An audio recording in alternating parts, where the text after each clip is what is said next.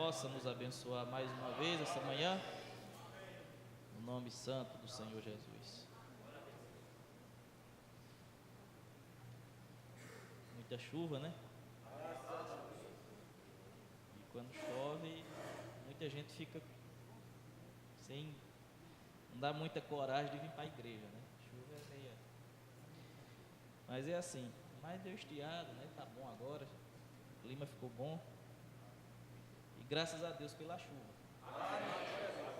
Nós oramos, pedimos chuva e Deus está mandando chuva. Aí agora tem que vir para o culto agradecer, né? Nós temos uma mensagem nova aí, plantando uma vinha e onde plantá-la. Está aí à disposição dos irmãos, para que vocês peguem, levem e leiam. Eu queria que vocês abrissem no livro de Apocalipse, capítulo 1.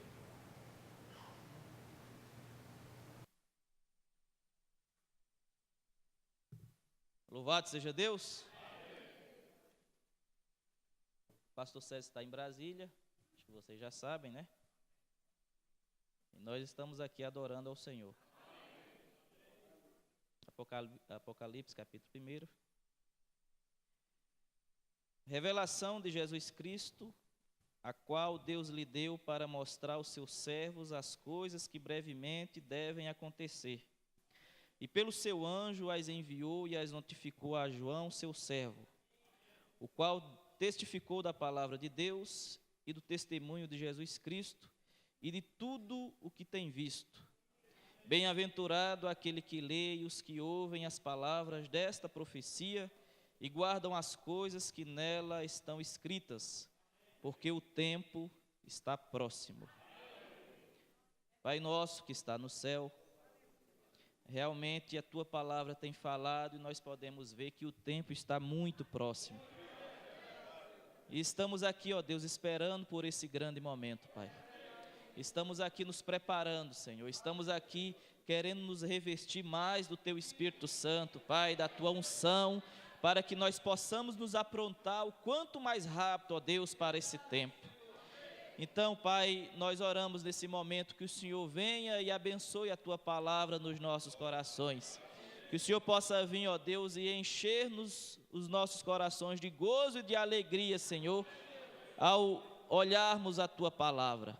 Abençoe esse culto, abençoe esse momento agora, Pai. Eu peço que o Senhor possa tomar cada espírito sob o Teu controle e que possamos todos juntos nessa manhã, ó Deus, ouvir da Tua palavra e sermos abençoados. No nome santo do Senhor Jesus, nós oramos. Amém. Assentai-vos, irmãos.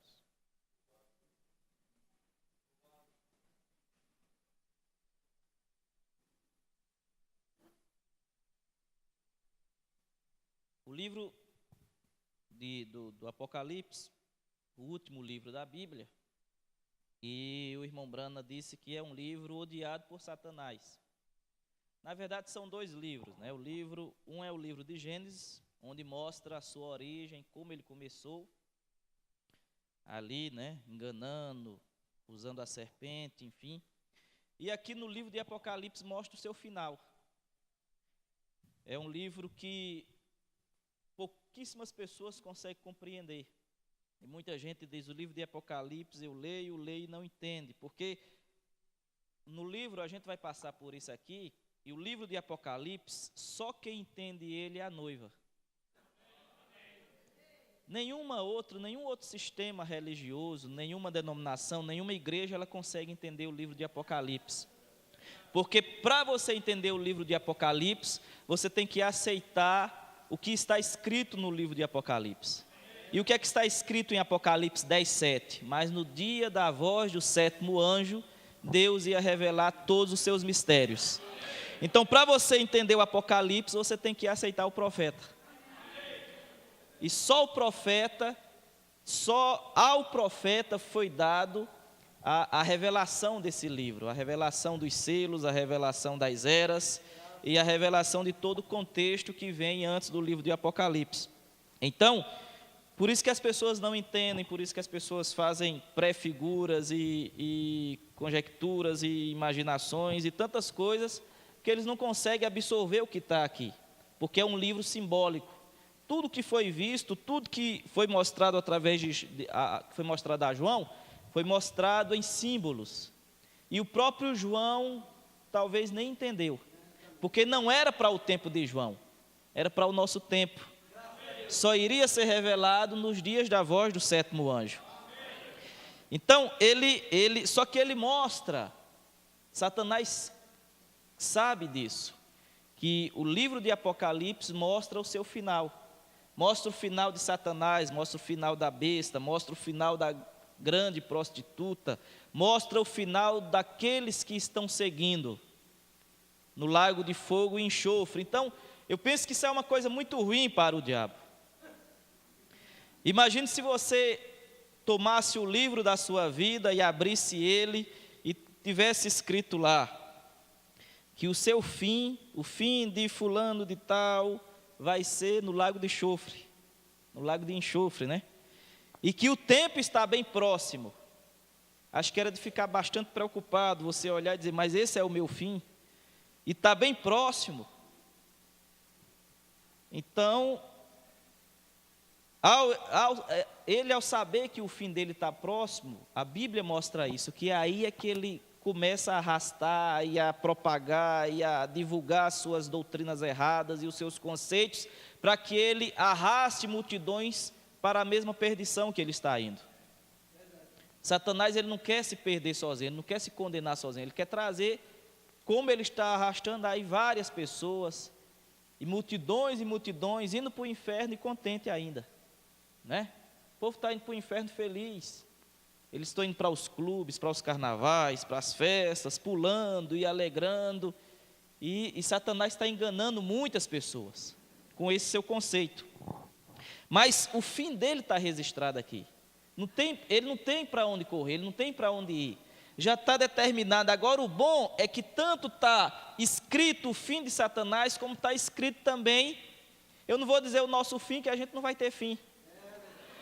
Mas está escrito o que vai acontecer com os eleitos, com os filhos de Deus também. Amém? Então hoje você tem, do jeito que Satanás tem uma escritura mostrando qual vai ser o seu fim, o seu término, nós também temos uma escritura mostrando qual vai ser o nosso destino. Vai ser um destino eterno, vai ser um destino de paz, de alegria, de felicidade, nunca mais doença, nunca mais tristeza, nunca mais decepção, nunca mais uma frustração, nunca uma velhice, eternamente na presença de Deus. Que coisa! Então, eu comecei a ler essa semana esse livro em casa e me veio alguma coisa na mente. Eu queria estudar com vocês, como é uma escola, eu queria estudar com vocês vamos ver se dá tempo. É um livro que você prega, e se for tomar tópico por tópico, são muitos cultos. Mas eu queria em uma hora eu queria que a gente passasse por todos esses capítulos da Bíblia, desde o capítulo 1 até o 22, para que a gente mesmo, né, porque como eu falei, é um livro que foi dado, é revelado para a noiva. Então, eu e você, como eleitos, como noiva do Senhor Jesus Cristo, a gente precisa entender o que a gente tem em mãos. Então a gente vai tentar passar alguma coisa para vocês, que é aquilo que o profeta falou, dentro desse livro, que isso é complicado para quem não conhece a mensagem, para quem não tem revelação. Mas nós que temos revelação, você vai ver que isso vai só abrindo o nosso entendimento e nós vamos conhecendo mais e mais o que Deus tem de especial para nós. Amém? Então vocês podem, eu fiz um slidezinho só para ficar melhor da gente entender. Tá? Vocês podem estar aqui, não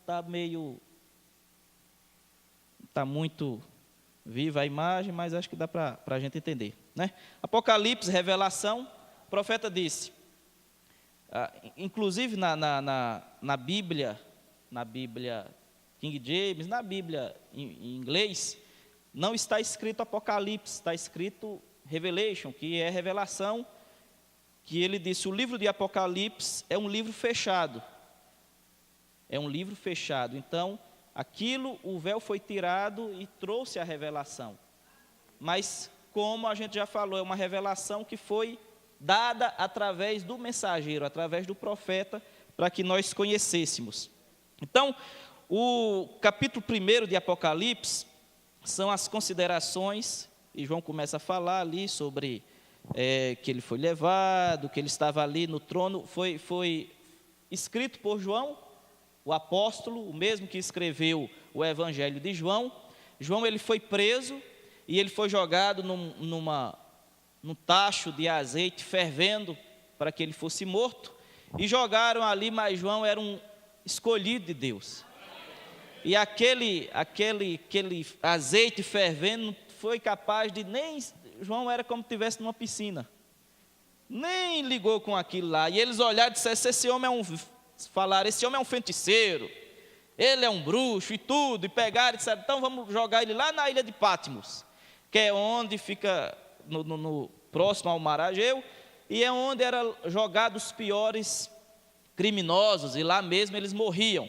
E transportaram João para a ilha de Patmos, e quando João chegou na ilha de Patmos, Deus fez com que ele entrasse numa êxtase e fosse ao céu, e lá então ele teve toda essa revelação do livro de Apocalipse e escreveu tudo isso aqui. Então ele próprio narra, né, é uma narrativa de João sobre as coisas, nós lemos aqui, né, sobre as coisas que brevemente devem acontecer.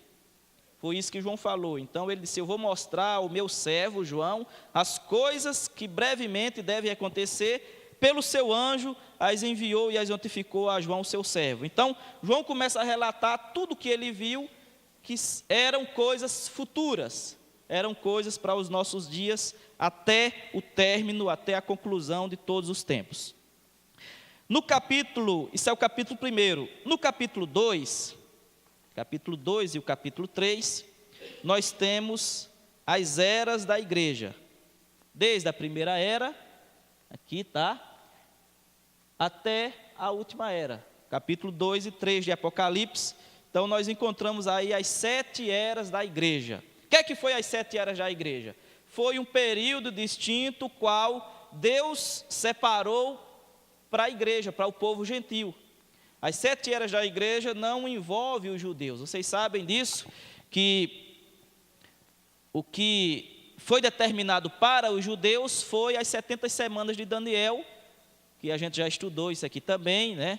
Aquele período que Deus instituiu para Israel, que ele disse lá em Daniel que Israel seria pisada até que se completasse o tempo dos gentios. Qual que é o tempo dos gentios? Começou lá em Nabucodonosor e vai até a grande tribulação, que é quando acaba o tempo dos gentios e Deus volta o evangelho novamente para os judeus. Mas quando ele chegou na última semana, na 69ª semana, Jesus veio à terra, cumpriu 3 anos e meio, que foi seu ministério. Uma semana são 7 anos. Jesus viveu, o seu ministério durou 3 anos e meio, então foi metade de uma semana. Após essa metade, Jesus é crucificado, ressuscita, vem novamente em forma de Espírito Santo e abre o evangelho para os gentios. Ide a todo mundo, pregai o evangelho. Então o evangelho se volta para os gentios e Paulo é volta aí as 7 eras da igreja, e Paulo é o primeiro mensageiro, primeiro profeta dos gentios. Próprio Paulo, você vai pegar nas cartas dele, ele vai dizer, eu, Paulo, doutor e apóstolo dos gentios. Foi o primeiro profeta que começou a tratar com os gentios. Pedro foi ali em Cornélio, mas não foi Pedro, não foi João, foi Paulo. Amém? O irmão Branda disse, o primeiro profeta das eras da igreja foi Paulo. E começou com quem? Começou com o profeta.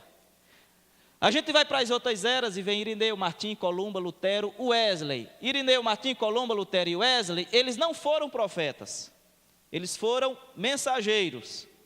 Profeta é aquele que tem visão, que é um vidente, que tem revelação, que tem o assim diz o Senhor.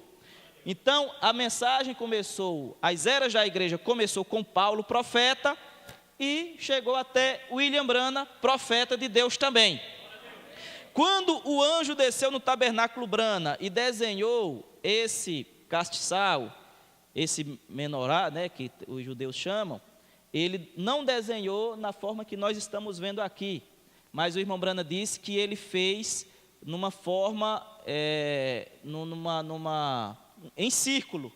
Então começou com Paulo, Irineu, Martim, Columba, Lutero, Wesley, e quando chegou aqui, novamente voltou e encontrou, William Branham encontrou com Paulo. Por quê? Porque o evangelho que William Branham pregou foi o mesmo que Paulo pregou. Amém? Amém? Esse foi o objetivo do profeta, Malaquias 4. Nos dias da voz, Malaquias 4, antes do grande dia e terrível do Senhor, enviarei o mensageiro Elias, profeta Elias, e ele converterá o coração dos filhos aos pais, ou seja, a mesma fé que houve lá no tempo dos apóstolos, dos profetas, o William Branham pregou a mesma mensagem. Por isso que foi feito em círculo, tá? Então nós temos as 7 eras da igreja, capítulo 2 e 3, e aí vocês conhecem as eras da igreja. Começou com Paulo, Irineu, né? Era de Éfeso, Esmirna, Pérgamo, Tiatira, Laodiceia, Filadélfia. São as eras da igreja que a gente não vai se deter nas eras, senão vai tomar tempo também. Mas começou lá com Paulo pregando. Então, esse período das eras é um período que Deus trabalhou com a igreja gentílica, com nós. Amém?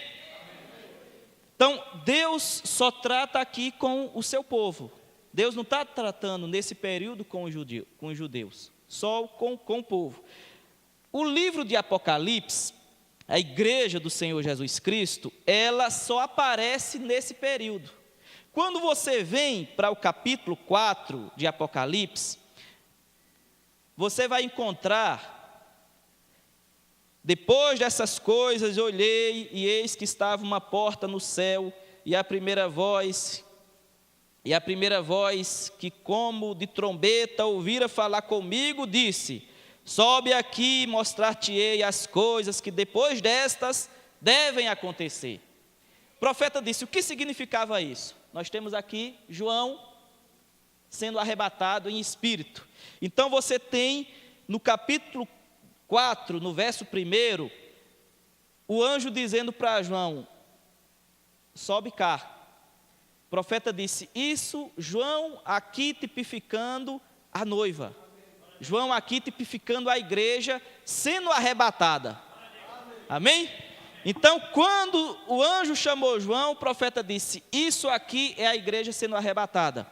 Então, por quê? Vamos ler aqui o restante? Capítulo 4, verso 2, e diz assim: e logo fui arrebatado no espírito, e eis que um trono estava posto no céu, e um assentado sobre o trono.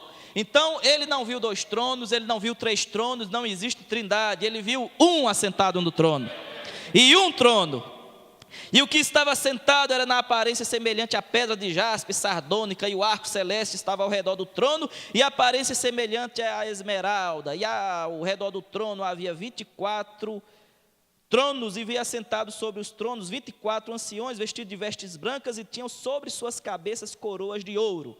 Quem eram esses 24 anciãos? O profeta disse: eles não eram anjos. Anjo não tem coroa. Ele disse: esses 24 anciãos eram os 12 patriarcas do Velho Testamento e os 12 profetas. Amém? Agora, o que é que voltando aqui no versículo 1 do capítulo 4, ele disse para João: João viu essa porta aberta e ouviu a voz como de trombeta e disse: sobe aqui e mostrar-te-ei as coisas que depois destas devem acontecer. Depois destas o quê? Depois das 7 eras. Então, o período das 7 eras passou. Porque depois, o profeta disse: João é o tipo da noiva sendo arrebatada aqui no capítulo 4, verso 1. A igreja vai ser arrebatada. E depois dessas coisas, a igreja não está mais aqui. Então, o livro de Apocalipse, o nosso papel, a gente só se enquadra aqui até o capítulo 4. Você só encontra a noiva do Senhor Jesus Cristo até o capítulo 4, verso 1 de Apocalipse. Depois disso, aí nós não vamos estar mais aqui. O arrebatamento já aconteceu. Amém? E por que está no capítulo 4? Por que não está no capítulo 22, que é o final da Bíblia?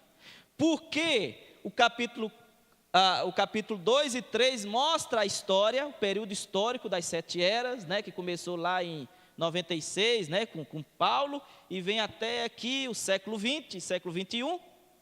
Mas capítulo 4 é o arrebatamento. João vai falar agora das coisas que vão acontecer depois das 7 eras. Amém? Ele vai falar de coisas que vão acontecer no período da grande tribulação, né? A abertura dos selos, que aconteceu em paralelo também com as eras, mas são coisas que não pertencem mais à noiva, mas é coisa que vai acontecer futuramente. Ele foi bem claro aqui, disse: mostrar-te-ei as coisas que depois destas o quê? Das 7 eras, devem acontecer. E aí ele vai e vê um trono, um assentado no trono, os 24 anciãos, 12 patriarcas, 12 profetas, tudo isso no capítulo 4. E aí ele encontra também no verso 7 do capítulo 4, aqueles animais, né? Quem são esses animais? 4 animais que o irmão Brana disse, são 4 querubins, são os guardadores do trono, né? E havia ali um animal na semelhança de um leão, o segundo animal na semelhança de um bezerro, o terceiro animal tinha o rosto como de homem, e o quarto animal era semelhante a uma águia voando. Amém? E o profeta disse, eles eram os guardiões, eles estavam ali guardando o trono. Então o profeta disse, você sempre vai encontrar isso na Bíblia. Quem era o trono? Quem estava no trono? Deus, a presença, a glória de Deus. O profeta disse, quando você entra nos evangelhos, você encontra Mateus, Marcos, Lucas e João, cada um tipificando um desses animais que estavam ali guardando o livro de Atos, que era a manifestação do Espírito Santo na igreja. Amém? Então a Bíblia, ela por si só se explica, e o texto e o contexto vai se juntando, e você não tem nenhum pretexto para negar a Escritura. Amém? Esse é o capítulo 4, que quando a gente vai para a abertura dos selos, você vê, quando se abre um selo, você vê um animal desse entrando em cena. Um anjo desse, na semelhança de um leão, de um boi, de um homem, entrando em cena. No capítulo 5 de Apocalipse, nós encontramos aqui: e vi na destra do que estava sentado sobre o trono um livro escrito por dentro e por fora, selado com 7 selos. Esse aqui é um problema. Esse aqui é um ponto de tanta confusão, de tanta interrogação e de tanta coisa dentro da mensagem, porque as pessoas tomaram esses 7 selos e quiseram colocar tantas ideias.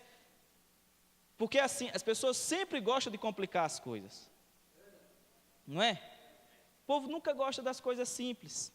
Você vai você vai falar com o médico, por exemplo, o médico chega lá e diz, olha, o seu problema é assim, o problema é que as células e não sei o quê, e começa a falar aquelas coisas científicas, né? A pessoa diz, diga logo, doutor, é o que? É dor de barriga? Precisa complicar. Vai logo direto no assunto, e tem gente que gosta de complicar as coisas. Vai falar, vai logo, fala, o que é que, né? É igual oração, tem gente que até na oração quer complicar com Deus. Senhor, Criador dos céus e da terra, de Isaac, de Abraão, de Jacó, dos patriarcas, de tudo, e tanta coisa, né? O que é que você quer? Eu quero, vai direto no assunto, ó Senhor. Estou precisando, o Senhor é o meu Pai, me ajuda aqui, eu preciso aqui do emprego, eu preciso mudar de vida, preciso vencer esse temperamento, me ajuda. Mas não fica complicando. E as pessoas tomaram os selos e começaram a complicar. Porque todos os selos, o profeta, o mensageiro, ele veio e revelou e mostrou cada um na sua posição. Mas parece que ficou tão simples e tão fácil que tomaram os selos e disseram, não, mas isso tem que ser assim, para que revele esse mistério, para que tenha mais uma emoçãozinha. Porque quando se fala complicada, a coisa parece que fica mais emocionante, né?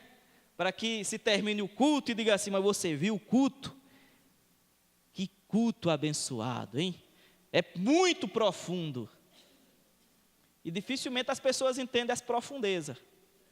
Coisa profunda você não vê. Rasinha a pessoa vê, mas profundo, vê que é profundo, mas não sabe o que é que tem lá. Não sabe o conteúdo, não consegue entender. Mas no capítulo 5 estava esse livro selado, né? Não era esses livros, mas era do jeito desse aqui que está aparecendo. Então, aqui está aberto, né? Mas lá estava fechado. Era um livro fechado e o anjo disse assim, quem é digno de abrir ou de desatar esses selos? E João continua e disse, eu olhei e vi que ninguém era digno. E eu chorei muito porque ninguém era digno. O que é esse livro? O que significa esse livro? O profeta disse, esse livro com os 7 selos é o livro de redenção. O que é o livro de redenção? É o livro onde está escrito todo o projeto de Deus. Porque o projeto da redenção, ele já estava na mente de Deus desde antes da fundação do mundo. Mas ele não foi revelado. Ele não podia ser revelado. Mas quando Adão, quando Eva foram lá no Éden, e Eva foi enganada, e os filhos de Deus caíram, e a lei de Deus era, no dia que comerdes, certamente morrereis. A promessa, a palavra era, no dia que eles comessem, eles tinham que morrer. Mas na mente de Deus, no projeto de Deus, já estava escrito redenção. Deus não matou Eva, Deus não matou Adão, diminuiu seus dias. Eles nunca puderam viver um dia na presença de Deus, porque um dia para Deus é como 1000 anos para nós. Adão viveu 900 e tantos anos, 930, mas ele nunca pôde viver 1000 anos. Mas a redenção já estava na mente de Deus. Deus não os condenou, Deus não os exterminou, mas ele disse, eu vou levantar um da semente da mulher, que pisará a cabeça da serpente, e trará redenção para o meu povo. Amém? Esse é o livro selado, e Satanás não entendia, ele não sabia o que era redenção, ele não sabia o que estava na mente de Deus. Mas o projeto já estava pronto, a ideia já estava na mente dele, só que estava selado, ninguém sabia. E o que tem também no livro da redenção? O profeta disse, no livro da redenção estão os nomes daqueles que hão de herdar a vida eterna. Amém? E lá, então, nesse livro está a minha e a tua vida, o nosso destino. E João chorou porque ninguém era digno de abrir, porque ninguém era mesmo. Todos pecaram e destituídos estavam do reino de Deus. Mas o anjo chegou para João e disse, João, não chores, o leão da tribo de Judá, a raiz de Jessé, a raiz de Davi, que venceu para abrir o livro e desatar os seus 7 selos. E João disse, eu levantei, e quando eu olhei, vi um cordeiro, como que tinha sido morto. Então, o anjo disse que era o leão, mas quando ele olhou, ele viu o cordeiro. E o profeta disse, aqui você vê a morfia de Deus. Ele é o leão da tribo de Judá, ele é o todo-poderoso. Mas como ele venceu? Na forma de cordeiro. Ele foi à cruz, Isaías disse, ele como ovelha mudo, não reclamou. Ele foi levado e foi morto, e derramou o seu sangue, mas ele venceu.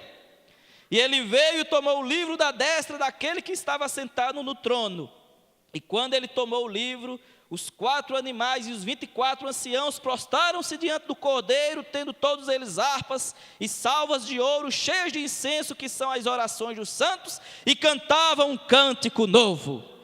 E aqui agora estava o cordeiro com o livro na sua mão. Amém?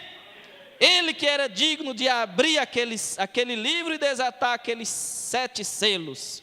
E aí nós vamos para o capítulo 6 de Apocalipse. No capítulo 6 de Apocalipse, esses selos começam a ser abertos. Esses selos começam a ser revelados. Amém? E havendo o cordeiro aberto um dos selos, olhei e ouvi um dos 4 animais que dizia como voz de trovão, vem e vê. E aqui então os selos são abertos, e aqueles 4 cavaleiros aparecem em cena, né? Cavaleiro do cavalo branco, cavaleiro vermelho, do cavalo preto e do cavalo baio ou do cavalo amarelo. Esses 4 cavaleiros que saíram, não é, para guerrear contra o povo de Deus. E olhei e eis um cavalo branco, e o que estava sentado sobre ele tinha um arco, e foi-lhe dado uma coroa, e saiu vitorioso para vencer. Muitas pessoas pegam esse cavaleiro branco e dizem: eis aí Cristo que saiu vitorioso para vencer. Até o irmão Branda, porque os selos foram revelados em 63. O irmão Branda pregou mais ou menos em 40 e pouco, 50, e ele tomou os estudos dos adventistas, e ele próprio chegou a dizer: esse cavaleiro é Cristo, que ele falou sem revelação. Então você vai entender que sem revelação você não sabe de nada, nem o profeta sabia de nada, mas precisou Deus vir e levar ele naquela constelação de anjos e mostrar as coisas reveladas da Bíblia. Então o irmão Branham vem e diz: aquilo nunca foi Jesus, aquilo nunca foi Cristo, mas aquele cavaleiro do cavalo branco é o anticristo, que veio camuflado, porque Satanás sempre quis parecer com o povo de Deus. Quando os filhos de Deus estavam lá naquela assembleia com Deus, Satanás foi e entrou no meio. Só que Deus conhecia ele e disse: de onde vem Satanás? O senhor me viu aqui? Eu estava rodeando a terra e passeando por ela. Ele disse: pois é, você viu Jó lá, o meu servo? Ele sempre quis ficar de gaiato no meio, sabe? Mas Deus sempre reconhece, a revelação mostra onde ele está atuando. E ele está escondido e camuflado nas religiões. Mas o mensageiro veio e disse: ele está aí, o Espírito Santo já saiu de lá de dentro. E eles estão adorando a criatura ao invés do Criador. Mas lá estava esse cavaleiro do cavalo branco. João disse: o anticristo já está no mundo. E lá estava ele com arco e veio para enganar. Se a gente for voltar aqui, eu não quero entrar em pormenores, mas se a gente for voltar, o irmão Branham agregou isso aqui a São Mateus 24. E ele disse: em São Mateus 24, Jesus abriu os selos. Quando você volta para São Mateus 24, os apóstolos chegam para Jesus e perguntam assim: qual o sinal da tua vinda? Que coisas vão acontecer? Né? Faz aquelas 3 perguntas. E Jesus começa abrindo o primeiro selo, e ele diz: acautelai-vos que ninguém vos engane. Porque muitos virão em meu nome e pregarão. Esse é o anticristo, esse é o cavaleiro do cavalo branco, que veio vestido de branco para enganar. Vocês estão entendendo? Veio ali com a coroa tal, vitorioso, mas para enganar. Mas o profeta disse: ele é o anticristo, é o falso profeta. Esse é o primeiro selo. Depois nós vamos para o segundo selo, e havendo aberto o segundo selo, ouvi uma voz do animal, disse: vem ver, e agora estava ali um cavalo vermelho, e foi-lhe dado que tirasse a paz da terra, e que se matasse uns aos outros, e foi-lhe dado uma grande espada. Esses selos, a gente vai entender o seguinte também: o primeiro selo, ele aconteceu, o primeiro selo, o segundo selo, o terceiro selo, ele aconteceu em paralelo com as eras da igreja.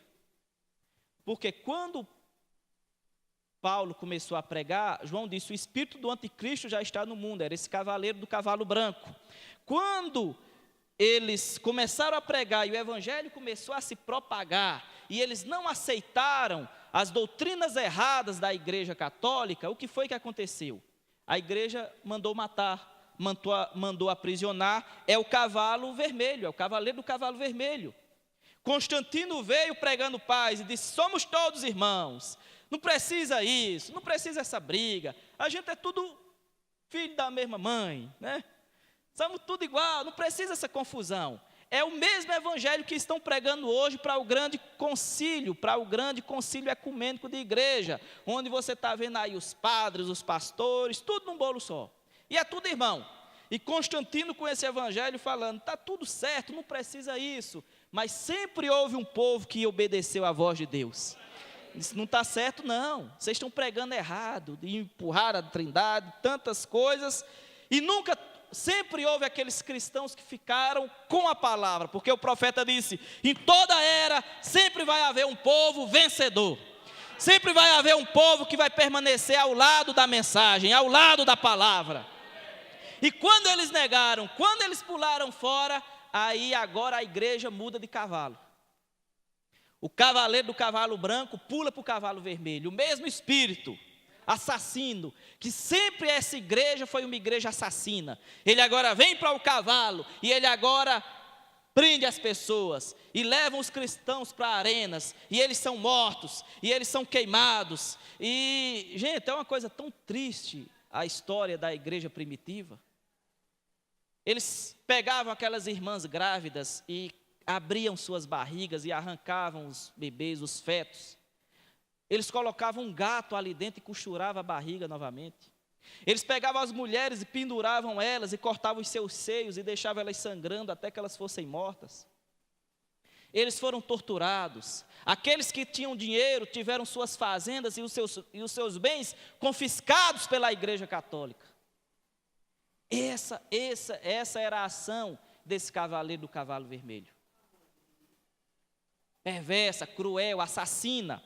Mas, no capítulo 5, e havendo aberto o terceiro selo, ouvi dizer ao terceiro animal: vem e vê, e olhei, e eis um cavalo preto, e o que sobre ele estava sentado tinha uma balança na mão, e ouvi uma voz no meio dos 4 animais que dizia: uma medida de trigo por um dinheiro, e 3 medidas de cevada por um dinheiro, e não danifiques o azeite e o vinho. A era negra passou, mas agora eles não estavam matando, mas eles estavam vendendo a fé das pessoas. Por isso que hoje tem aí, o pessoal fala do Edir Macedo, desse povo, eles aprenderam com eles. São as filhas que aprenderam a se prostituir como a mãe. E lá estava lá aqueles monges católicos e aqueles papas, e eles diziam: olha, o seu filho morreu, ele está no, como é que chama lá o negócio lá? Purgatório, cheio de pulga. Ele está lá no purgatório lá. Mas se você der tanta quantia, se você der tanto de dinheiro, eu vou fazer uma reza aqui e a gente vai tirar o seu filho do purgatório. E aquele homem rico confiava na fala do padre, na fala do papa. Eles que dominavam, era a igreja. Eles começaram a descobrir a América Latina, que a região foi tudo descoberto por eles. Os portugueses e tudo, era tudo povo que os padres e os papas viajavam juntos, e eles diziam: quando você chegar lá no Brasil, vocês podem colonizar tudo, mas a religião lá vai ser católica, e no México, e no Chile, em todo canto vai ser tudo católico, e está aí dominando. E eles chegavam para o povo, e o povo ouvia eles rezavam a missa em latim, ninguém entendia nada, tudo latino, e ninguém entendia, era uma coisa horrível. E o povo, mas na hora do dinheiro eles falavam normal, português para o povo entender, espanhol, tudo. Você vai dar esse dinheiro e a gente vai tirar seu filho do purgatório. E o homem dava aquela grande quantia de dinheiro. E o padre rezava: e aí, já saiu? Ele já saiu quase todo, mas os pés ainda estão presos. Dá mais dinheiro que sai o resto. E as pessoas davam dinheiro. E os pobres que não tinham dinheiro, ele dizia: você vai fazer o seguinte, você vai pegar daqui de João Pessoa até lá no Juazeiro de Norte a pé. Faz isso que dá certo. Carrega pedra na cabeça. Vai, faz essa penitência. Dê uma chicotada em você. Faça isso que aí dá certo também. Então, para o pobre sempre foi sofrimento, né? O pobre sempre sofreu mais um pouquinho. E os ricos pagavam. Mas, como eu falei, cada era dessa, a primeira era tinha um leão. O primeiro selo, o animal. Vamos só voltar aqui para a gente entender. Esses 4 animais, nós vimos lá os 4 animais. O primeiro selo, quem era o cavaleiro? Não, Cristo não, irmão. Primeiro, o anticristo. Que cor era o cavalo? Deixa eu ver se vocês estão entendendo. Senão não adianta nada eu falar, vocês não entenderem. Era que cor? Branco. Lá estava ele. Quando esse cavaleiro do cavalo branco ele estava lá, o animal que estava lá era um leão. O evangelho sendo propagado, Paulo pregando o evangelho, os apóstolos levando o evangelho às nações, e Paulo lá na Ásia, em Roma, enfim. Mas aquela era passou, e agora vem a era do sofrimento. O animal que estava ali era o bezerro, que é um animal de sacrifício. Por isso que a igreja sofreu, por isso que eles foram mortos, por isso que eles foram torturados. O cavalo vermelho, morte, assassinato. Mas agora vem esse outro lado aqui, é o cavalo preto. O cavalo preto, ele estava com uma balança na mão, vendendo suas ideias. E o animal que aparece aqui era um animal semelhante na forma de um homem, que significa sabedoria. Esse período já foi o período onde se levantou Martim Lutero, que era um monge católico e se levantou contra a própria igreja católica, dizendo: isso está errado. Não é de penitência, não é de indulgência, mas o justo viverá pela fé. Amém. E ele combateu, e ele pregou aquelas 96 teses contra a igreja católica, e houve racha, e houve briga, e houve tantas coisas, mas a voz de Deus levantou novamente. Se a gente voltar nas eras da igreja, volta aí. O meu passador não passa pelos vidros, mas vocês voltam aí nas eras da igreja, só para a gente mostrar aqui para as pessoas. Aqui está. Começou aqui, cavalo branco, leão. Certo? Depois passou aqui, Esmirna, Pérgamo, Tiatira, até aqui em Columba. Essas duas aqui foi o período de morte, foi o período que a igreja sofreu, e eles foram torturados e foram para arenas. Quando chegou aqui, na era de Columba, o negócio estava a Bíblia foi aprisionada, ninguém tinha acesso à Bíblia, era morte, era perseguição, e tudo, não se falava sobre evangelho. Como eu falei, as missas eram rezadas em latim, as pessoas não sabiam de nada. Mas quando o mensageiro aqui, Martinho Lutero, você vê que tinha só uma pontinha de luz. Foi um período negro da era cristã, porque o evangelho foi aprisionado, a Bíblia foi aprisionada. Mas Deus sempre levanta um homem, e apareceu Martinho Lutero aqui, e a luz começou a brilhar novamente. Amém? A luz começou a acender novamente, Deus começou anunciando a sua mensagem. Ele não era revelado, ele cria na Trindade, ele ainda batizava crianças, mas a luzinha começou a brilhar, e Martinho Lutero começou a dizer: não, é a Bíblia, não é essa coisa errada da igreja católica, não. E foi crescendo, e depois passou para João Wesley, e o sétimo mensageiro, né? E veio pregando ali na Inglaterra, e aquele movimento, né, o sexto mensageiro, né, e pregando e tudo, e foi esse período. Mas, no capítulo 7, no versículo 7 do capítulo 6, e havendo aberto o quarto selo, ouvi a voz do quarto animal que dizia: vem e vê. E olhei, e eis um cavalo amarelo que estava sentado sobre ele, e tinha por nome Morte. É interessante que o cavalo branco não tem nome, o cavalo vermelho não tem nome, o cavalo preto não tem nome, mas quando você chega no cavalo amarelo, ou baio, que é uma cor amarelada, aquela cor amarelada, um amarelo velho, ele tem nome, ele agora dá o nome dele. Porque lá atrás ele estava enganando, ele saiu como cavalo branco, ninguém sabia, por isso que as pessoas pensam que era Cristo, e não era o Cristo, era o anticristo. Mas quando ele chega aqui no quarto selo, quando ele se encontra com esse próximo animal, quem era o animal que estava atuando aqui no quarto selo? Era a águia. E a águia, ela tem visão. Ela vê melhor do que o cavalo, do que o leão, do que o homem. Ela consegue ver a vários quilômetros de distância, e ela consegue olhar assim e dizer: eu sei quem você é, camarada. Você é morte, você se chama Satanás. E quem era a águia? Profeta.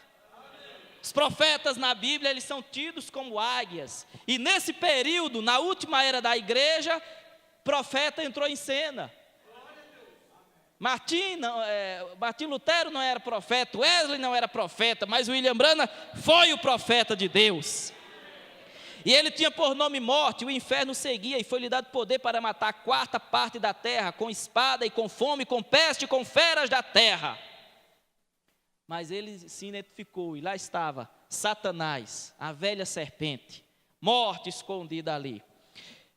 E aí, nesse quarto selo, junto com o capítulo 4 de Apocalipse, acaba o período da igreja na terra. Porque o quinto selo e o sexto selo não envolve mais a igreja. Não envolve mais a igreja. Até o quarto selo, você vai ver que nós estamos aqui nesse espírito, o profeta Águia denunciando quem é esse cavaleiro e mostrando. Agora, o profeta falou, tudo que aconteceu, tudo que está acontecendo na última era, na era de Laodiceia, aquilo se juntou, foi juntando todos os erros, os pecados, as coisas erradas de uma era foi pulando para outra. Então, quando você chega na última era da igreja, tudo que é de abominação, tudo que é de perversão, tudo que é de erro, está contido na era de Laodiceia, na última era da igreja. E esse poder, porque besta na Bíblia representa um poder, e esse poder do cavalo branco, do cavalo preto, do cavalo vermelho, do cavalo preto, todos eles se juntaram e estão agora nesse cavaleiro do cavalo amarelo. Então, esse poder, ele é assassino, ele prega paz, ele é comerciante da fé, está tudo junto, e você vê tudo isso hoje sendo manifestado aí. Amém? Então, nós vamos para frente, né? A hora está passando.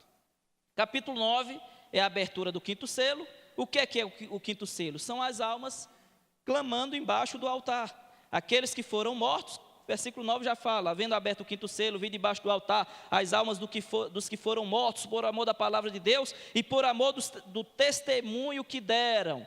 E clamavam com grande voz, dizendo, até quando, ó verdadeiro e santo, dominador, não julgas e vingas o nosso sangue dos que habitam sobre a terra? Então, isso aqui não é a noiva. O profeta disse, a noiva não clama por justiça, a noiva clama por misericórdia. Quem que são esses que estão clamando por justiça? Os judeus, que eles sempre clamaram, eles esperavam que Cristo viesse na sua primeira vinda e libertasse o seu povo e acabasse ali com aquele povo romano que estava. Esses são os judeus. O povo de Deus não, o povo de Deus é graça, é amor, é paz. Por isso que quando você vê uma pessoa orando dizendo, pesa a mão sobre ele, isso aí está longe ainda. Deus tem misericórdia dele, ele é tão ruim para mim, mas tem misericórdia dele. Ajuda aquela alma. Quem que são esses? O irmão Brana disse, esses são aqueles homens que foram mortos no período da grande perseguição contra os judeus, aqueles que foram mortos através de Hitler, Mussolini, Stalin, aqueles nazistas, né, aqueles ditadores que mataram milhares de judeus. E eles foram mortos e estão esperando, eles estão clamando para que Deus faça justiça. Aqui no quinto selo. Sexto selo. Cadê onde é que está o sexto selo, hein? Versículo 12, né? E havendo aberto o sexto selo, eu olhei e eis que houve um grande tremor de terra, e o sol tornou-se negro como saco de silício, e a lua tornou-se como sangue, e as estrelas caíram. E aqui começa então, já é parte aqui da grande tribulação. Capítulo 7. Nós encontramos aqui os servos de Deus, aqueles 144 mil, na imagem aqui, aqueles 144 mil que vão ser salvos, por quê? Porque eles guardarão, eles estão hoje lá no Muro da Lamentação, eles estão lá no Muro da Lamentação, e estão clamando pela volta do Messias. Eles não reconheceram Cristo como Messias na primeira vinda, mas hoje eles estão esperando. O irmão Brana disse que quando a Segunda Guerra acabou e quando Israel tornou nação em 1948, eles estavam na Alemanha, na Rússia, nos Estados Unidos, em todos esses países, aquelas centenas de judeus tomando aviões e voltando para a Palestina. E o repórter perguntou, vocês vão voltar para lá para morrer de novo? Eles, não, a gente vai voltar para lá para esperar pelo Messias. E eles estão até hoje lá clamando, e eles não param de clamar, eles oram naqueles momentos lá que eles têm, e eles se ajoelham, eles se inclinam, e lá estão os velhos rabinos clamando. Só que enquanto eles clamam para que o Messias venha, quando o Messias vier, nós já estaremos lá. Então eles estão orando para nós também, porque a vinda do Messias dele é o nosso arrebatamento. Amém? E o capítulo 7 aqui está falando desses 144 mil, que são 12 mil de cada tribo, tá? Que dá um total de 140 mil. Então não são todos os judeus que vão ser salvos, porque hoje tem judeu de tudo que é jeito. Tem judeu homossexual, tem judeu bandido, tem tudo que é, mas tem aqueles que estão guardando o Torá, que estão guardando a Bíblia, que estão crendo no Messias, e esses 12 mil de cada tribo serão salvos. E aí o irmão Branham vem e diz, eles não são noiva, eles são eunucos, eles são aqueles, quem que é noiva? A noiva somos, a gente é tão privilegiado, sabe? Os judeus estão lá, eles oram mais do que nós, eles clamam mais do que nós, mas eles não vão herdar como nós, porque nós, a gente vai chegar daqui a pouquinho lá, nós sentaremos no trono, junto com o rei, e os eunucos são aqueles que servirão ao rei e à rainha. Amém? Isso é bonito demais. Isso no capítulo 7. No capítulo 8, nós temos a abertura do 7º selo, né? Que é uma coisa que não foi revelado, o irmão Branham tem que ressuscitar para revelar, e está aqui o 7º selo, dá outro cliquezinho aí. E havendo aberto o 7º selo, fez silêncio no céu por quase meia hora, isso no capítulo 8. E aí, o que aconteceu? O que é o 7º selo? O irmão Branham revelou? Não revelou? O irmão Branham vai ter que voltar? Porque tem muita gente hoje esperando o irmão Branham ressuscitar para revelar o 7º selo, porque disse que ele não revelou. E o irmão Branham pregou o 7º selo. E o profeta vem e diz, o que é o 7º selo? Ele disse, Jesus também pregou o 7º selo. Se você abrir a sua Bíblia em São Mateus 24, quando Jesus começa a falar sobre os selos, né? Eu falei aqui que ele disse, olha, no capítulo 24, que perguntaram a Jesus lá no verso 4, né? Os discípulos perguntaram e disse, quando serão essas coisas e que sinal haverá da tua vinda e do fim do mundo? E Jesus respondeu, acautelai-vos que ninguém vos engane, né? Porque muitos virão em meu nome, aqui está o cavaleiro, aqui está o primeiro selo, e ele foi falando, mas quando ele chega no capítulo 34, capítulo 36, na verdade, né? Versículo 36, desculpa, capítulo 24, verso 36, ele diz, mas daquele dia e hora ninguém sabe, nem os anjos do céu, mas unicamente meu Pai. E o profeta disse, esse é o 7º selo. Então, Jesus disse, olha, ninguém sabe, nem eu sei, nem os anjos, mas unicamente meu Pai. Por que você quer saber? Aí você acha que você tem o direito de saber, eu tenho o direito de saber, e o irmão Branham tem que revelar. O profeta disse, não, está aqui, o que é o 7º selo? Ele disse, é aquele dia. João foi proibido de escrever. Ele disse, tudo parou. O profeta disse, ninguém ousou mexer, nem um animal, nem um ancião, nem um anjo, nem João, ninguém parou, houve meia hora de silêncio, todo mundo ficou mudo, todo mundo ficou estátua, foi um momento crucial, foi um momento importantíssimo, e todos ficaram ali quietos, e João ficou atônito quando viu aquilo, e ele não pôde escrever. O profeta disse, ele não podia escrever, porque se ele escrevesse, imagine se o mundo soubesse quando que seria. Ele não pôde escrever e houve meia hora de silêncio. E o que é esse 7º selo? Qual é a revelação do 7º selo? É aquele grande dia que eu e você espera. É aquele grande dia em que a Bíblia diz, 2 estarão numa cama, um será tomado e o outro será deixado. 2 estarão num campo, um será tomado e o outro será deixado. É aquele grande dia que no abrir e fechar de olhos nós estaremos lá do outro lado. É aquele grande dia que você vai deitar, uma pessoa cansada, doente, velho, cheio de ruga, e quando levantar vai olhar para você e você vai estar num corpo jovem de 18 anos. Aleluia, é aquele grande dia que eu espero, que minha alma espera, que nós esperamos se encontrar com Cristo nos ares. Aleluia, não tem mistério, não tem interrogações, nada, é a vinda do Senhor Jesus Cristo. Amém? Esse é o capítulo 8. No capítulo 8 ainda, nós encontramos, no verso 6, as 4 primeiras trombetas. E no verso 9, você vai encontrar a 5ª e a 6ª trombeta.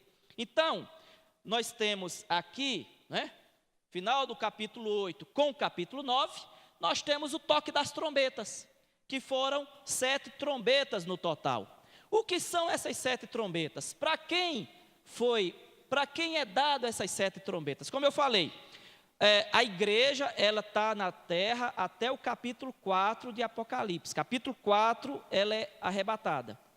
As trombetas, aí nós podemos voltar para a Bíblia, lá para Levítico e tudo, e nós vamos ver que as festas das trombetas, o toque da trombeta, é uma coisa exclusiva para os judeus. O profeta, na mensagem, as festas das trombetas, ele disse: os judeus sempre foram ajuntados através das trombetas. Quando Josué chamou o povo, quando ouvides o som da trombeta, quando Neemias estava no muro, ele disse: quando ouvides o som da buzina, da trombeta tocar, vocês se ajuntem. Então o profeta vem e diz: sempre Israel foi ajuntada ao som de trombeta. Então o que são esse toque da trombeta? É para os judeus, é quando o anjo vai tocar as trombetas e eles se juntarão ali, e se juntarão, e aí nós vamos só dar um salto, vai vir o aparecimento das 2 testemunhas, que está lá na frente, e a gente vai chegar lá, anunciando esse toque das trombetas. Capítulo 10, nós temos aqui duas coisas importantíssimas na Bíblia, no livro de Apocalipse em especial, que é, capítulo 10, versículo 1, o anjo forte. Vamos ler? E vi outro anjo forte que descia do céu, vestido de uma nuvem, por cima da sua cabeça estava o arco celeste, e seu rosto era como o sol, e os seus pés como coluna de fogo. Quem é esse anjo forte? Quem é esse anjo forte de Apocalipse 10, verso 1? Esse anjo forte é o nosso Senhor Jesus Cristo. É o anjo do pacto, é aquele grande vencedor, hein? É Ele o qual nós amamos. Ele é o anjo forte de Apocalipse 10, verso 1. Ele é o que deu a revelação ao mensageiro, porque aqui no capítulo 10, quando você pula para o verso 7, aí você vai encontrar: mas nos dias da voz do 7º anjo, quando tocar a sua trombeta, se cumprirá o segredo de Deus, como anunciou aos profetas seus servos. Então nós encontramos capítulo 10 de Apocalipse, verso 1, o anjo forte, e no verso 7, o 7º anjo. O que foi que aconteceu com o 7º anjo? O verso 1, o anjo forte, a unção do anjo forte veio sobre o 7º anjo.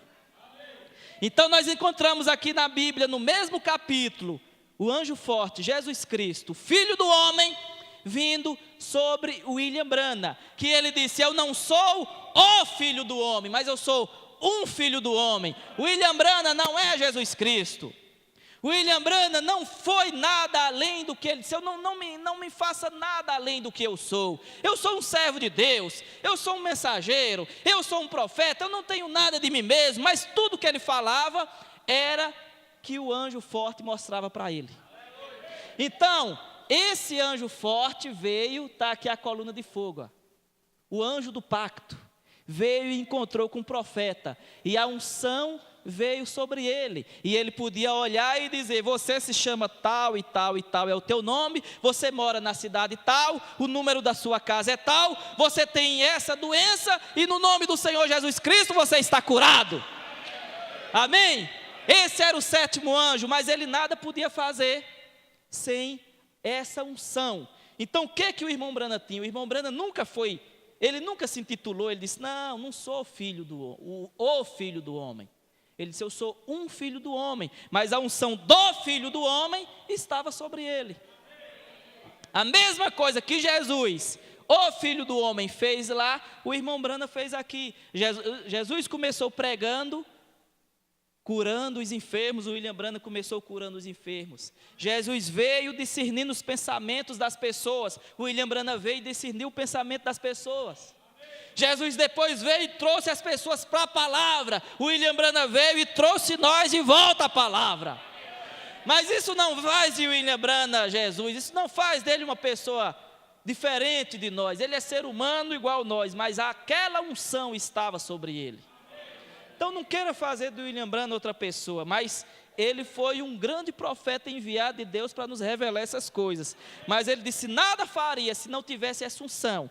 A unção de quê? Do capítulo 10, do verso 1 de Apocalipse. O anjo forte que desceu e deu a palavra revelada, a Apocalipse 10:7, que é o nosso mensageiro. Amém? Que coisa bonita, né? Aí no verso 11, nós temos as duas testemunhas que vão aparecer e eles pregarão durante o período, né, da grande tribulação.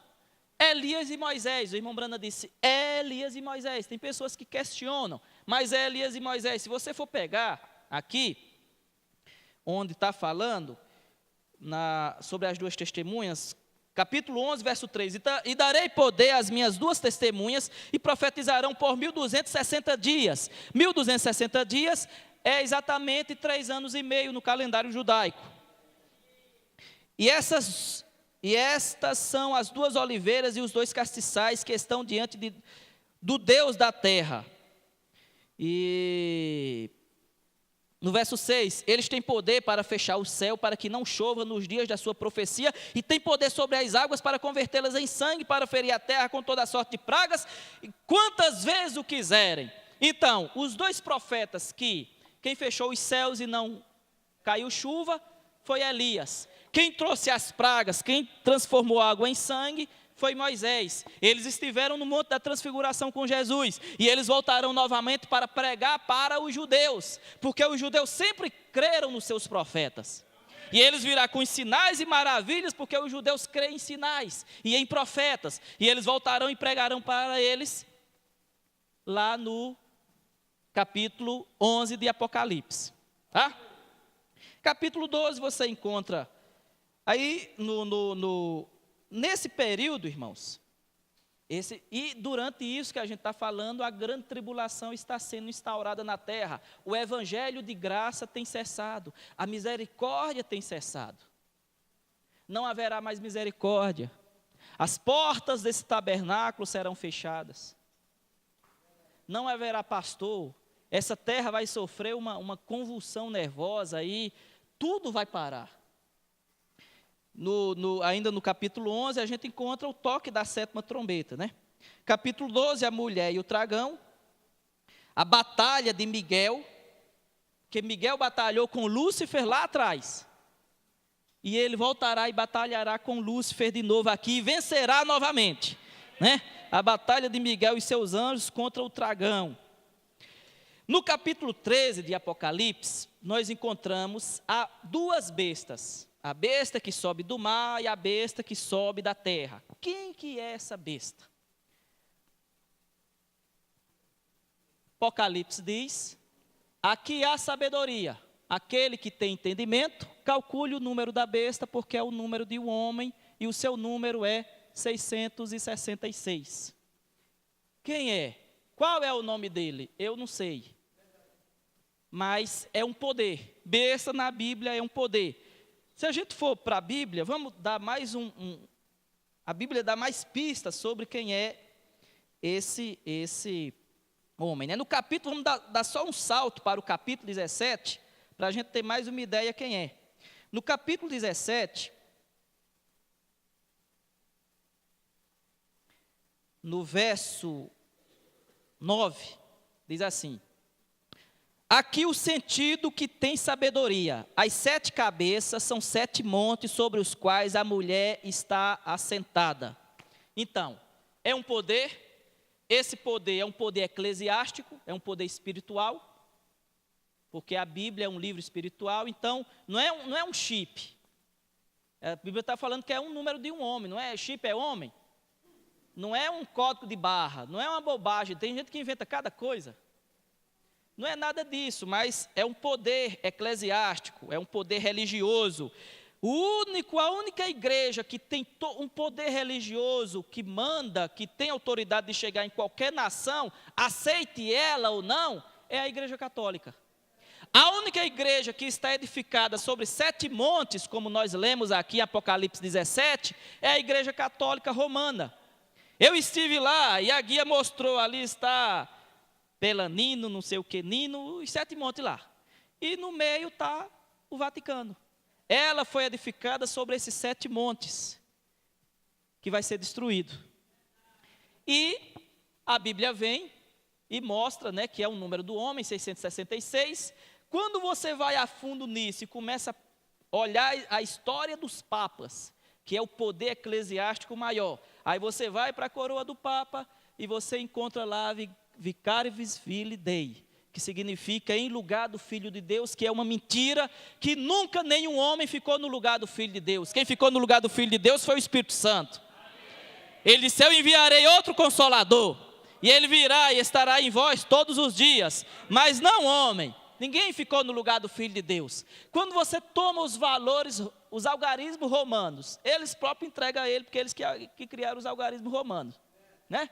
Você pega lá o algarismo romano e você vai calcular os valores, você encontra lá vicários, né? Vamos pegar para ficar melhor a conta aqui. D de D vale 500, L 50, C 100, aqui já deu 600, né? 650, com 5 mais 5, 660, 1, 2, 3, 4, 5, 6. 666. Quem tem entendimento, leia e descubra. Certo? E aí, irmãos, nesse período, como eu falei, começa a grande tribulação, que é um período terrível sobre a terra, né? Tem algumas imagens aqui, só para a gente visualizar e saber. Essa terra vai sofrer tanto, está lá, desastres, tsunamis e tanta coisa que vai passando. A Bíblia, você pega o Apocalipse e você vê chuvas, saraivas caindo sobre a terra, né? A foto anterior tinha lá, cairão pedras de quantos talentos, hein? Tantos talentos, mas que dá um total aí de 45 quilos que cairão sobre as pessoas. Os monstros pré-históricos se levantarão novamente. Essa terra vai passar por um período terrível. Remédio não vai funcionar, nada vai funcionar. Não dá tempo da gente ler, mas se você lê a Bíblia, lê o livro de Apocalipse, lê as mensagens, pelo menos, sabe, eu estava vendo, irmão Francisco, pelo menos um ponto positivo nesse povo com essas doutrinas, eles pelo menos lê. Eu estava vendo um culto aí, numa dessas igrejas, e uns jovens falando: eu agora estou lendo o anjo forte e tudo, mas pelo menos estão lendo, mesmo que seja para buscar, mas estão lendo. A gente, como já sabe, aí nem lê. Mas eles estão lendo as eras, estão lendo os selos, estão lendo o Apocalipse, estão lendo, pelo menos lê, você começa a entender o que você tem. E se você ler na Bíblia, o sofrimento, a Bíblia diz que eles desejarão a morte, o sofrimento vai ser tanto que o povo vai desejar morrer e a morte vai fugir deles. Eles subirão nos montes e se jogarão tentando suicídio e ainda não vão morrer. Fica todo aleijado, mas não morre ainda. Porque o momento é de sofrimento. O momento é de ira. Eles vão pagar. Os presídios serão abertos. Os assassinos. Você vê de vez em quando estoura aí um que pegou uma criança, que fez isso, eles estarão soltos. Eles pegarão as moças em plena avenida, à luz do dia, e estruparão as filhas, e matarão. E essa terra vai passar por um momento terrível. A Bíblia chega a dizer: nunca houve um período igual e nunca haverá.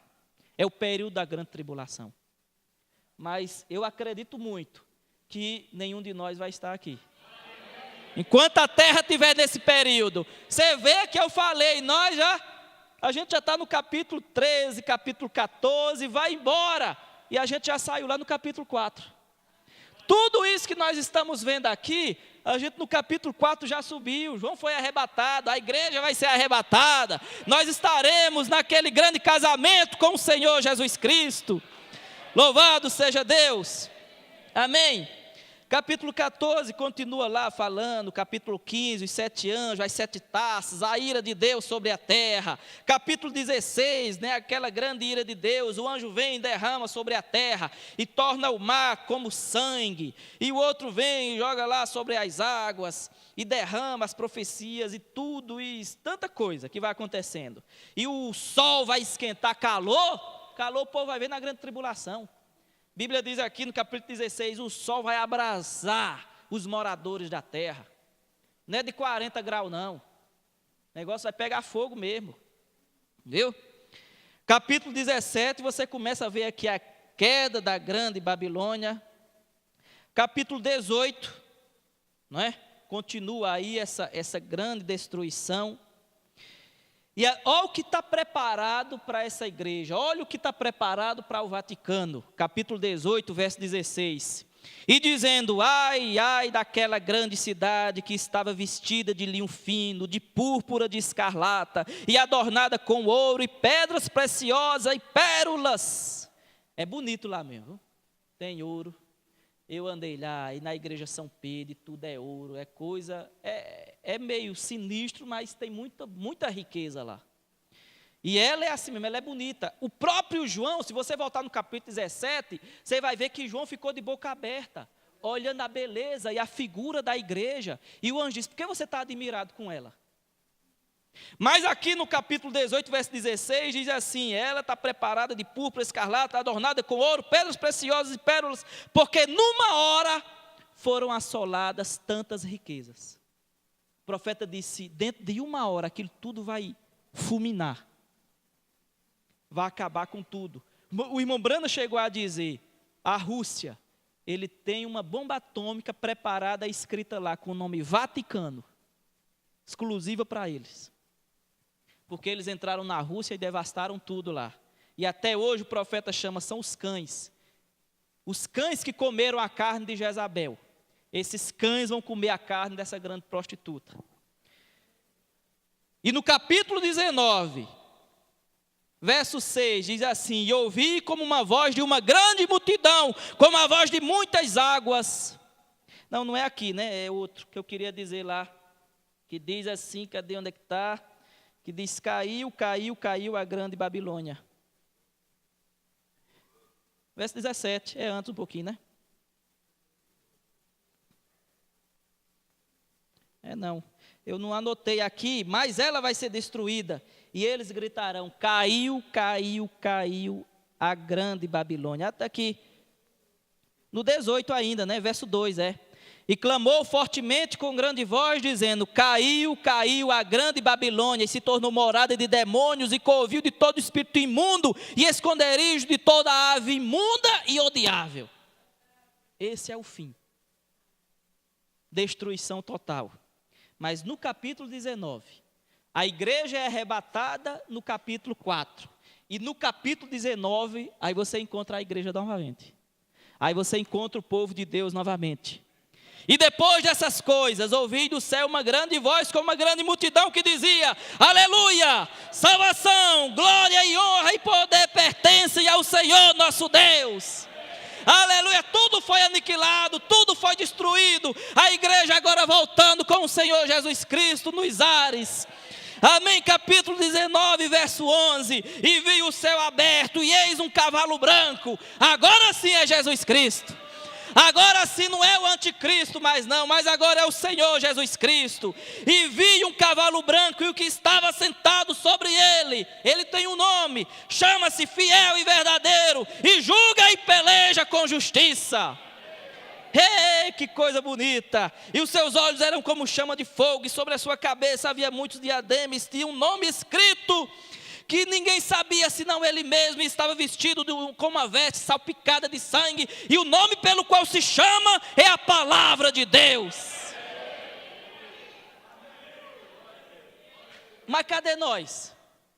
Verso 14, e seguiam-nos os exércitos no céu em cavalos brancos, e vestido de linho fino, branco e puro. Que coisa bonita! E lá vai estar o nosso Senhor Jesus Cristo, e o seu grande exército, e nós descendo com Ele, em cavalos brancos.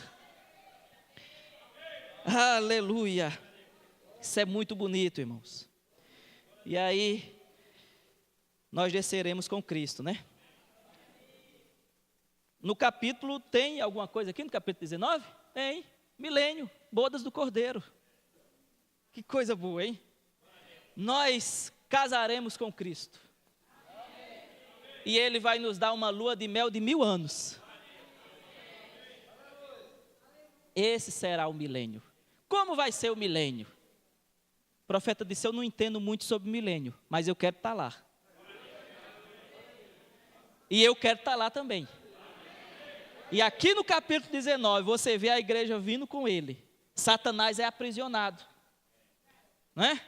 Capítulo 20. Não, no capítulo 19 ainda. Satanás é aprisionado. Capítulo 20, né? Satanás é aprisionado, preso por 1000 anos, e nós estaremos com Cristo nesse grande milênio. Nesse reino milenial, que o profeta disse, o Éden restaurado, nós estaremos aqui nesse Éden restaurado, aquilo que Adão perdeu, aquilo que Eva perdeu, Deus preparou e fez tudo novo para mim e para você. E o profeta disse, nós nos assentaremos naquela mesa de milhares e milhares de quilômetros. Hein? Cadê a mesa? Não é uma dessa, mas só para a gente visualizar, né? Aquela mesa de milhares e milhares de quilômetros, bodas do Cordeiro, que coisa bonita, irmãos. E a Bíblia diz, e Ele enxugará dos nossos olhos toda lágrima, e nunca mais tristeza, nem pranto, nem dor, nem agonia. 1000 anos com Cristo, e a terra? A terra não haverá morte. Isaías fala sobre o milênio. Eu não vamos entrar lá, né? No capítulo 20, Satanás é solto para ser julgado. Ele passa 1000 anos aprisionado, que é o período milenial. Mas no capítulo 20 ele é solto. No capítulo 20, verso 4, você vai ver assim: e vi tronos e assentaram-se sobre eles, e foi-lhes dado o poder de julgar. É interessante, veja só, está tudo no plural. O irmão Branda disse, a Bíblia diz, e vi tronos e assentaram-se sobre eles. O profeta disse, sabe quem são esses que vão assentar sobre os tronos? A noiva de Cristo. Ele disse, nós julgaremos até os anjos. Eu e você. Nós nos assentaremos lá, porque a igreja, a noiva de Jesus Cristo, ela não vai passar pelo julgamento. Ela já está sendo julgada agora. Nós já temos a oportunidade de acertar as nossas vidas agora. Naquele dia nós estaremos lá para julgar. E virão várias pessoas, né? E vi almas que foram degoladas pelo testemunho de Jesus e pela palavra de Deus, que não adoraram a besta, nem a sua imagem, nem receberam o sinal, e em suas testas, nem em suas mãos, e viveram e reinaram com Cristo durante 1000 anos. Quem são essas pessoas que entrarão no milênio também? Não são a noiva. A Bíblia diz, são pessoas, está bem claro aqui, que foram degoladas pelo testemunho e pela palavra, que não adoraram a besta. Então são pessoas que durante a tribulação não aceitarão a marca da besta, não aceitarão suas heresias, mas serão mortas, mas entrarão no milênio. E eu vi alguém dizer assim, né? Um irmão contou que teve uma pessoa que disse, irmão, se eu não for no arrebatamento, eu vou dar uma grande tribulação. A tribulação é bem bonzinho o negócio lá. Esse povo vai sofrer. Quem ficar na tribulação vai ganhar, vai ser salvo, vai. Mas o tormento que esse povo vai passar, irmão. Eu quero ir quero ir com Cristo, ser arrebatado. Amém? Então, você encontra aqui Satanás sendo solto, né? No verso 7 em diante, no verso 10. E o diabo que os enganava foi lançado, aqui é o julgamento final dele. Vamos ler todo o verso 7. E acabando-se os 1000 anos, Satanás será solto da sua prisão e sairá a enganar as nações que estão sobre os 4 cantos da terra. Gog e Magog, cujo número é como a areia do mar, para juntar em batalha. E subiram sobre a largura da terra e cercaram o arraial dos santos e a cidade amada de Deus. Desceu fogo do céu e os devorou. Essa é a grande batalha de Gog e Magog. Lá em Israel a guia mostrou, ali vai ser o grande campo de batalha. E o diabo que os enganava foi lançado no lago de fogo e enxofre, onde está a besta e o falso profeta, e de dia e de noite serão atormentados para todo sempre. Essa é a condenação de Satanás. A Bíblia diz que o próprio diabo se encarnará num homem para ser julgado. É onde diz assim, e as nações olharão para ele e dirão, é esse aí que enganava as nações? É esse aí que fez tudo aquilo? Foi esse aí? O povo vai ficar com vontade de avançar em cima dele, dar uma lixa nele. É esse aí, e ele vai ser julgado, e vai ser condenado, e vai ser preso, e vai ser atormentado para sempre. Abre parênteses, para sempre não é eternamente. Para sempre é um período distinto. Porque as pessoas perguntam, o lago de fogo, as pessoas serão atormentadas eternamente? Não. Eterno é Deus.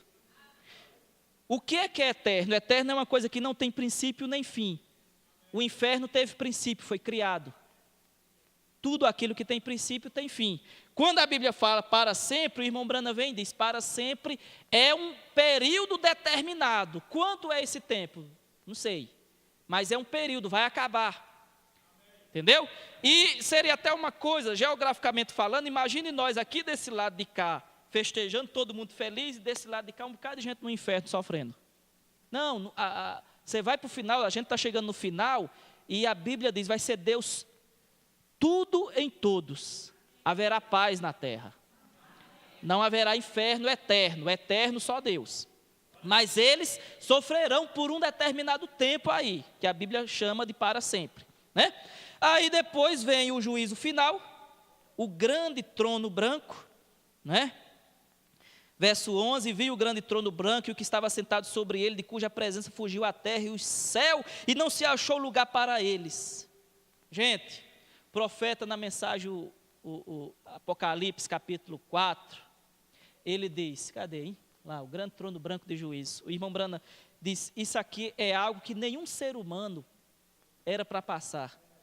Porque ele disse, Deus, ele é amor.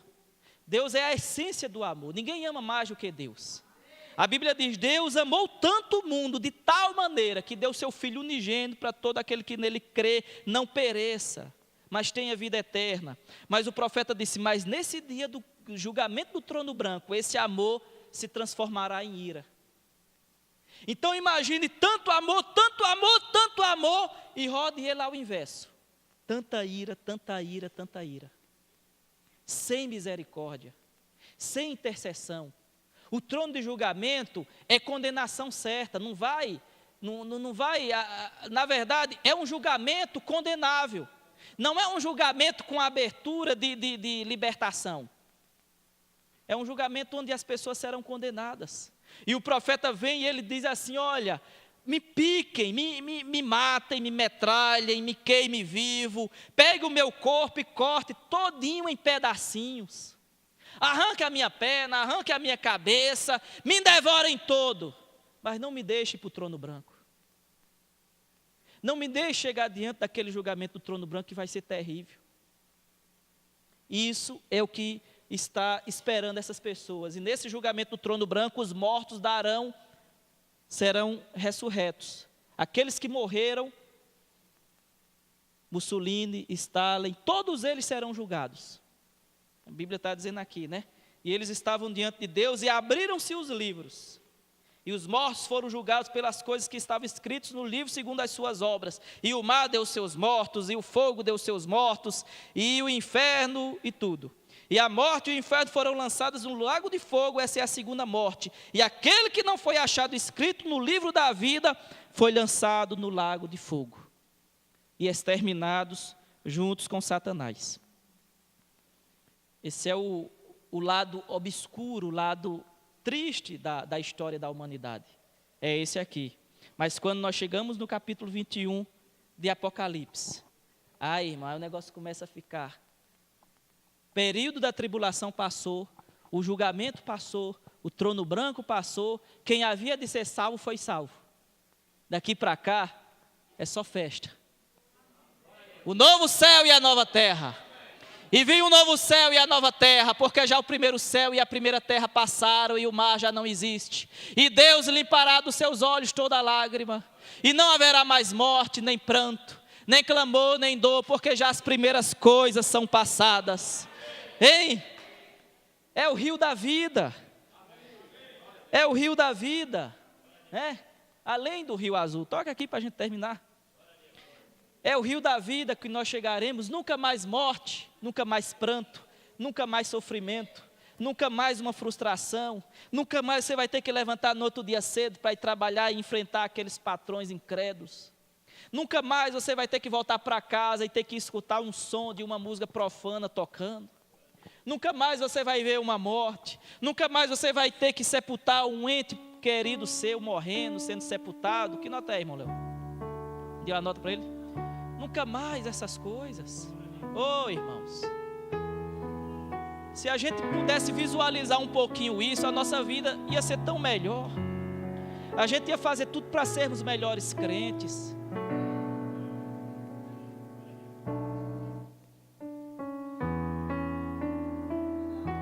Capítulo 22. Não está passando, né? Tem que ir. Além do rio azul. Além do rio, é lá? Capítulo 22, cadê o capítulo 22? Parou lá? Tiraram lá? E a Bíblia encerra, finaliza, né? No capítulo 22, o rio da vida.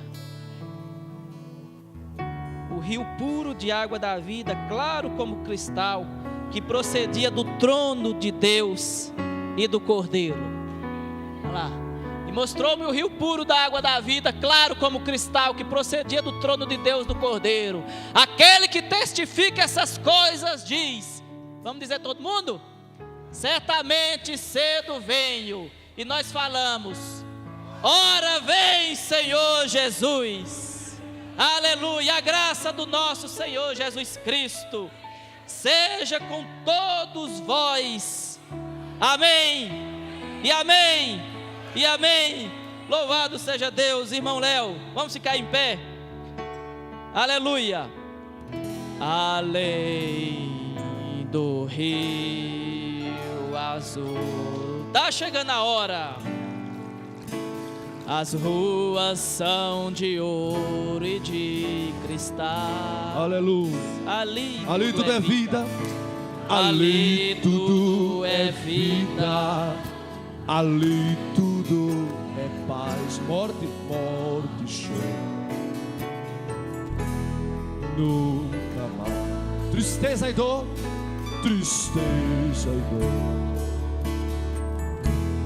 nunca mais.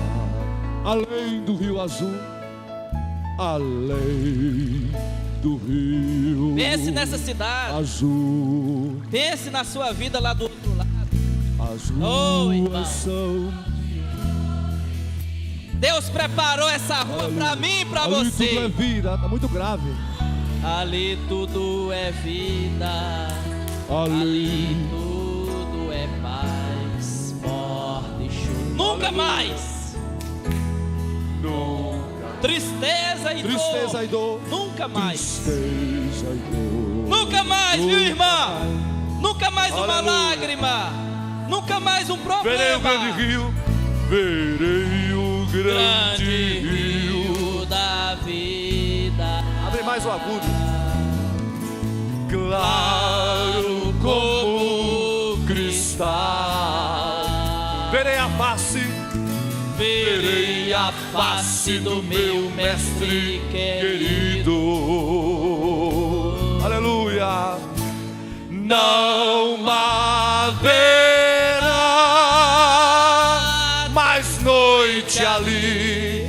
Não haverá nenhum clamor. Verei os olhos de Jesus e tocarei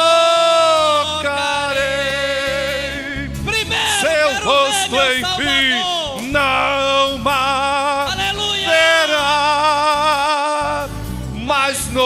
somente ali não haverá nenhum clamor. Nenhum clamor.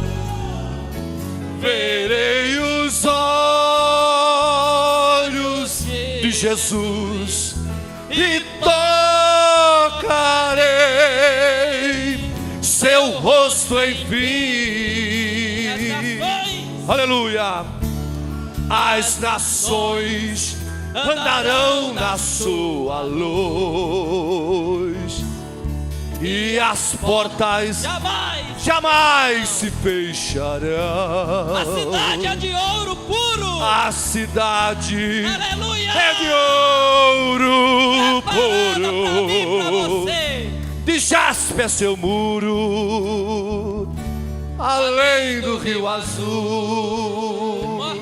Morte e choro, tristeza e dor. Nunca mais. Nunca mais. Nunca mais. Levante sua mão e cante. Morte e choro, tristeza e dor. Tristeza e dor. Nunca mais. Nunca mais. Bem forte. Morte e choro, tristeza e dor. Aleluia. Nunca mais. Nunca mais. Morte e choro, tristeza e dor. Nunca mais.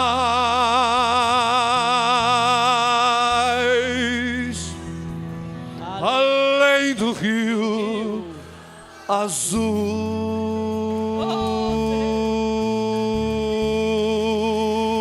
Aplauda o Senhor. Aleluia. Aleluia. Aleluia. Oh, louvado. Aleluia. Oh, meu Deus. Aleluia. Como a nossa alma anseia, Pai, Oh. estarmos além do rio azul. Oh Deus, faça-nos ser melhor, Pai. Não permita que ninguém perca essa oportunidade, Deus. Senhor, que todos nós sejamos mais crentes. Que todos nós, Pai, possamos fazer tudo como nós. João, no capítulo 4, ele disse que o anjo chamou ele e disse: agora engula esse livro. Pega esse livro e engula ele. Oh, e João disse: eu engoli esse livro. Era doce como mel, mas no meu ventre amargava. E às vezes nós passamos por momentos amargos na vida. Às vezes mesmo na fé nós temos problemas, lutas, lágrimas e vivemos momentos de amargura. Mas é esse livro que vai nos levar. É crendo nessa palavra que vai fazer com que nós estejamos lá do outro lado. Senhor Jesus, conserva-nos fiéis a Ti, Pai. Firmes nas Tuas promessas, meu Deus. No nome do Senhor Jesus Cristo, nós Te agradecemos. Aleluia. Nós Te agradecemos e Te louvamos, porque o Senhor tem falado aos nossos corações. Agora, Pai, ao retornarmos para as nossas casas, que o Senhor nos acompanhe, que o Senhor nos leve em paz. E que o Senhor nos faça, Senhor, com que nós ponderemos um pouquinho, Senhor, com que nós belisquemos um pouquinho a nossa consciência. Tenho me preparado para o arrebatamento. Aleluia. Tenho acertado a minha vida. Aquele homem de cor chegou para o irmão Brana e disse: irmão Brana, eu quero acertar e colocar em ordem toda a minha bagagem.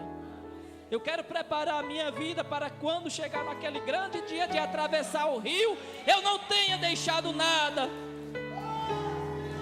Nos ajuda essa manhã também, Pai, a arrumar a nossa bagagem, preparar a nossa vida, como pai, como filho, como irmão, como marido, como esposa, sermos exemplos e testificarmos dessa palavra.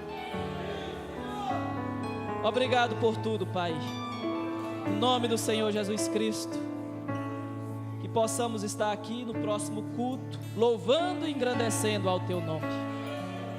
Aleluia. Irmã Rony pede oração em favor de um amigo que sofreu um acidente de moto. Irmã Elional de família agradece a Deus por mais um ano de vida da sua filha Alice.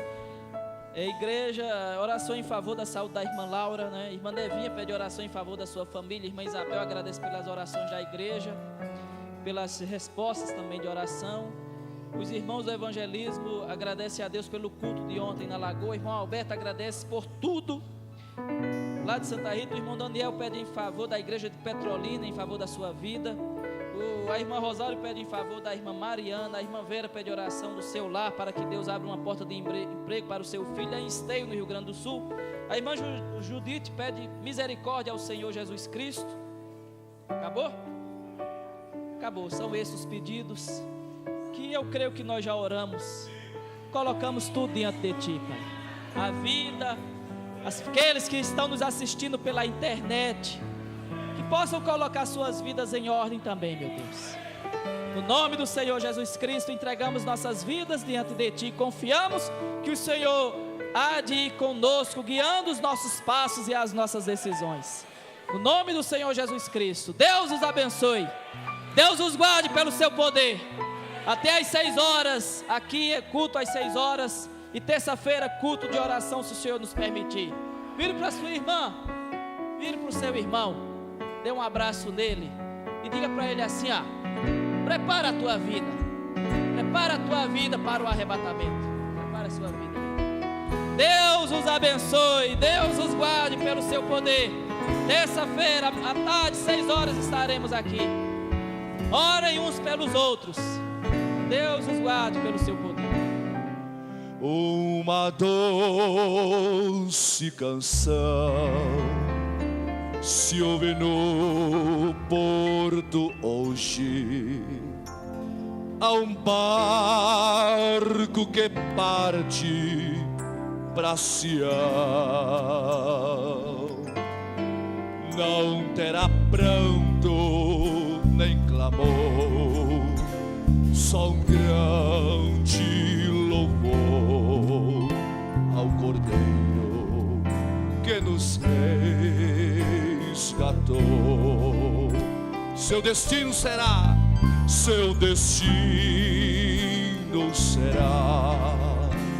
a santa cidade, onde o sol jamais se porá.